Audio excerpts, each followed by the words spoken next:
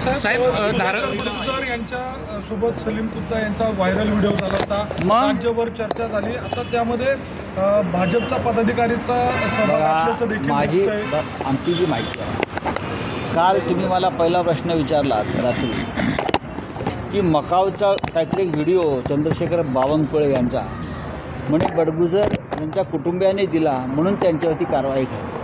हे कारवाईचं कारण होऊ शकतं की कुठला तरी एक व्हिडिओ कोणीतरी दिला आणि म्हणून आम्ही बडगुजर यांच्यावर कारवाई. म्हणजे कायदा आपला अशा पद्धतीनं काम करतो. मुळात तो व्हिडिओ बडगुजर यांच्याकडून आलेला नाही.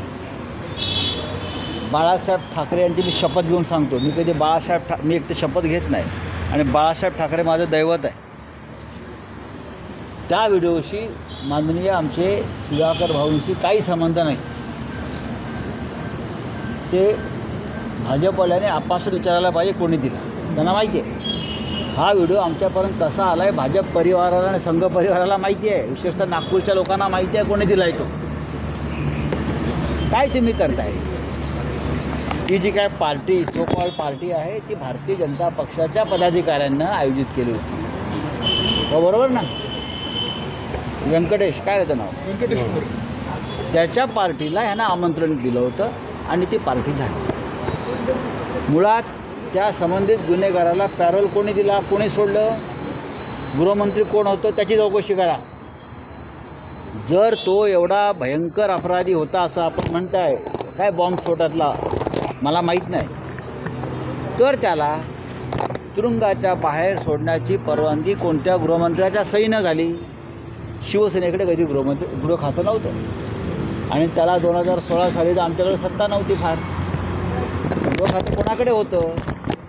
गृहमंत्र्याच्या सहीशिवाय बॉम्बस्फोटातल्या आरोपीला अशा प्रकारे पॅरोलवर कोणी सोडतं का, याचा तपास भारतीय जनता पक्षानं करावा.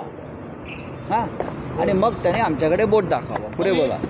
विद्याप्रतिष्ठान या कॉलेज आहे त्याचे फोटो काही सोशल मीडियावर कोणाचे फडणवीसांसोबतचे फोटो या गुन्हेगारासोबत व्हायरल झालेले आहे. व्हायरल कशाला हे पहा, हे पहा. आणि आजही तो भाजपचा पदाधिकारी आहे. आजही तो नाशिकमध्ये भाजपचा पदाधिकारीच आहे. आता भाजपच्या पदाधिकाऱ्यानं नाशिकमधल्या आपल्या राजकीय इतर पक्षाच्या सर्व पक्षीय सहकाऱ्यांसाठी एखादं जेवण आयोजित केलं असेल तर आपली परंपरा आहे तिथे जाणं, बसणं, चर्चा करणं, ठीक आहे. त्याच्यामुळे जी काय भाजपमधले जे काय सलीम कुत्ताचे सहकारी जे काय प्रश्न विचारत आहेत त्याने आधी आपल्याकडे पाहावं, एक बोट स्वतःकडे आहे ते पाहावं.